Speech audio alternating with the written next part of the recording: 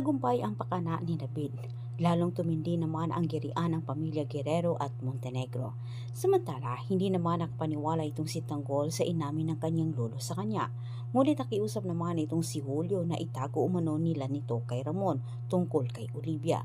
Katwiran naman ni Julio, hindi pa umano tamang panahon para malaman ni Ramon ang lahat dahil sigurado siya na hindi ito matanggap ni Ramon. Walang tiwala naman itong si Ramon sa ginawa ko dito kay David. Kinutuban siya ng masama. Pero si Marites, nakiusap siya kay Ramon na gusto umanong pagbigyan nito ng pagkakataon na magkaayos umano ang magkapatid. Depensa naman ni Tess, si Rigor umano ang nagturo kay David para magtanim ito ng matinding galit sa kapatid.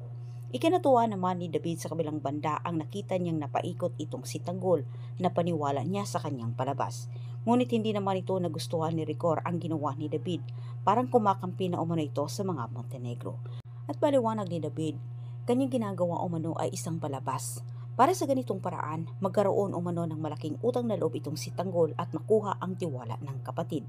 Dagdag pa ni David, ginawa umano niya itong bagay na ito para umano kay Rigor dahil hindi umano nilang madaling mapabagsak ang mga Montenegro at maligpit itong si Ramon dahil mas makapangyarihan ito kumpara sa mga Guerrero.